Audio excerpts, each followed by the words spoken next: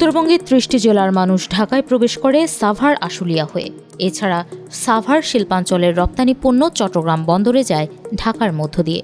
কিন্তু রাজধানী দুঃসহ যানজটের কারণে সময় ও আর্থিক ক্ষতির মুখে পড়েন যাত্রী ও রপ্তানিকারকেরা। এই সমস্যার সমাধানে ২০১৭ সালে নেওয়া হয় ঢাকা আশুলিয়া উড়াল সড়ক নির্মাণ প্রকল্পটি। তবে করোনা ও অর্থায়ন জটিলতায় কেটে যায় আরও ৫ বছর। নির্মাণ কাজ শুরু হয় ২০২২ সালের নভেম্বরে। গেল ৪.৫ বছরে প্রকল্পের অগ্রগতি ৬৫%। ৪.৫ বছরে আমরা আমাদের 65% আমাদের অগ্রগতি আছে এবং প্রবঞ্জিত ব্যয় হচ্ছে ১৫,১৫১ কোটি টাকা। প্রকল্প এলাকা ঘুরে দেখা গেছে, বিমানবন্দর থেকে সাভার এপিজেড পর্যন্ত উড়াল সড়কের বেশিরভাগ অংশে পাইল বসানোর কাজ শেষ। এখন বসছে ক্যাপ ও ভায়াডাক্ট। তবে প্রকল্পে নতুন 4টি কম্পোনেন্ট যোগ হওয়ায় প্রকল্প ব্যয় প্রায় ১,৫০০ কোটি টাকা বেড়েছে বলে জানিয়েছে সেতু বিভাগ। এর মধ্যে রয়েছে বাইপাইলে সেপারেট ট্রাম্পেট নির্মাণ, বিমানবন্দর অংশে এন্ট্রি এক্সিট র্যাম্প নির্মাণ, রেল ক্রসিং ক্লিয়ারেন্স পরিবর্তন ও তুরাগ নদীর নেভিগেশন ক্লিয়ারেন্স পরিবর্তন। দৌড় এলাকায় তুরাগ নদীর 3টি শাখা আছে, যার উপর দিয়ে আমাদের ব্রিজ হবে, ওভারব্রিজ, সেখান দিয়ে আমরা গাড়ি পারাপার করব। ওই জায়গাতে নাব্যতা শ্রেণী চেঞ্জ হয়েছে বাই দিস টাইম।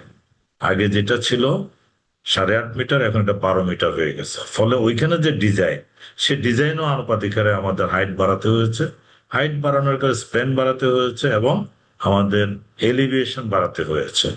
মূলত এই কয়েকটি কারণে আমাদের নতুন অঙ্গ সংযোজন এবং প্রয়োজনের নিরিখে এখানে কিছুটা ব্যয় বেড়েছে। তিনি জানান, নতুন 4 কম্পোনেন্ট ছাড়াও ডলারের দর বৃদ্ধির কারণে প্রকল্পের ব্যয় অনেক বেড়ে গেছে। সাথে যোগ হয়েছে ভ্যাট ও শুল্ক। আমরা 80 টাকা ডলারে চুক্তিটা করে 17 সালে, আর 123 টাকা করে আমাদের পে করতে হচ্ছে। এই ডলার এক্সচেঞ্জের কারণে তার সাথে ভ্যাট বেড়েছে, কাস্টম ডিউটি বেড়েছে, এখানে 6,500 কোটি টাকা বেড়েছে। সেতু বিভাগ সূত্রে জানা গেছে, ২০১৭ সালে শুরু হওয়া প্রকল্পের প্রাথমিক ব্যয় ছিল ১৬,৯০১ কোটি টাকা। তখন কিলোমিটার প্রতি খরচ ছিল ৭০৪ কোটি টাকা। ২০২২ সালের জুনে প্রথম সংশোধনীতে প্রকল্পের ব্যয় ৬৫২ কোটি টাকা বাড়িয়ে করা হয় ১৭,৫৫৩ কোটি টাকা। তখন কিলোমিটার প্রতি ব্যয় ছিল ৭৩১ কোটি টাকা। তবে ২০২৬ সালের ২২ জুলাই দ্বিতীয় সংশোধনে প্রকল্পের ব্যয় হঠাৎ করে ৯,৫০০ কোটি টাকা বাড়িয়ে করা হয়েছে ২৭,০৪৫ কোটি টাকা। আর তাতে কিলোমিটার প্রতি ব্যয় বেড়ে হয়েছে ১,১২৭ কোটি টাকা। একনেকে ব্যয়ের পাশাপাশি বাড়ানো হয়েছে প্রকল্পের মেয়াদও। সেই হিসেবে প্রকল্পটি শেষ হবার কথা ২০৩০ সালের জুনে। তবে ১.৫ বছর আগেই পুরো প্রকল্প শেষ করতে চায় কর্তৃপক্ষ। তত্ত্বাবধায়ক সরকার আমল থেকে প্রায় গত 1 বছর আমরা এই একনেকে আরডিবিটা তুলতে পারিনি কোনোভাবে, যে কারণে আমরা একটু অফিসিয়ালিও পিছিয়ে আছি। সেই জন্য আমরা এটা কাভার করবো। ২৮ সাল পর্যন্ত আমাদের এটা মেয়াদটা আমরা বৃদ্ধি করেছি। জুন ডিসেম্বরে ছিল, ২৬-এ ছিল এই মেয়াদ, আমরা ২৮ ডিসেম্বরে নিয়ে গেছি। এবং liability free defects liability DLP period যাকে বলে, সেটা 30 পর্যন্ত থাকবে। এটার অর্থ হচ্ছে ২৮-এ আমাদের প্রজেক্ট শেষ হবে ইনশাল্লাহ, আর 2 বছর থাকবে ডিফেক্টস লায়াবিলিটি পিরিয়ডটা। অর্থাৎ এই সমাজে কোনো ভুল ত্রুটি ধরা পড়ে তাহলে কন্ট্রাক্টর তার নিজ খরচে এগুলি আমাদের ঠিক করে দিবে।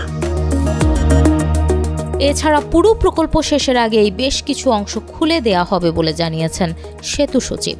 তিনি জানান, ধৌর থেকে আশুলিয়া বাজার পর্যন্ত অংশে 2টি লেন চলতি মাসেই যান চলাচলের জন্য খুলে দেয়া হবে। নিচের অ্যাডগ্রেড রেটটা করার জন্য আমরা নিচেরটা বন্ধ করে উপরের অংশটা চালু করে দিই। এখানে 3.5 কিলোমিটার করে 7 কিলোমিটার রাস্তা আমাদের রেডি আছে, এটা আমরা এখন চালু করে দেব। আর বাকি অংশের কাজ আমাদের নিয়ত আছে, চেষ্টা আছে ডিসেম্বরের মধ্যে আব্দুল্লাহপুর থেকে দৌড় যে অংশ, একটা অংশ আমরা ওয়ান সাইড আমরা কার্পেটিং করে শুরু করে দিই। এখানে প্রায় 10 কিলোমিটার জায়গা আমাদের ওয়ান সাইড হয়ে গেছে, বাকি আরো 4 কিলোমিটার কাজ হয়ে যাবে আশা করছি, আমরা দ্রুত গতিতে চলছে। তাহলে একটা সাইড আমরা খুলে দেব যাতে ওই সাইড দিয়ে গাড়িগুলো চলাচল করবে, বাকি সাইডটা ডেভেলপ করে অ্যাডগ্রেড রাস্তাটা আমরা করবো। সাইমultaneously আমাদের উপরে কাজও চলবে। তিনি জানান, উড়াল সড়কটি নির্মিত হলে চন্দ্রা মহাসড়ক থেকে সহজেই বিমানবন্দর চলে আসা যাবে।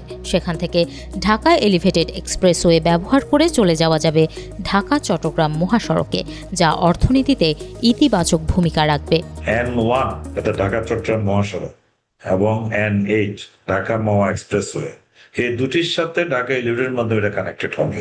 সো আমাদের যে বন্দর পায়রা পোর্ট এবং চট্টগ্রাম বন্দর, এই বন্দর থেকে র মেটেরিয়াল সরাসরি উপর দিয়ে দিনের বেলাও আপনার আমাদের সাভার, আশুলিয়া, বাইপাইল, শ্রীপুর, গাজীপুরের শিল্পাঞ্চল এবং নর্দার্ন জোনে যে সমস্ত ইন্ডাস্ট্রি ডেভেলপ করছে সেখানে সরাসরি চলে যেতে পারবে।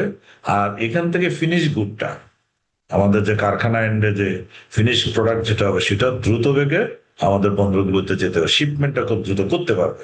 ফলে ইকোনমিতে এটা একটা ভালো ইম্প্যাক্ট রাখবে।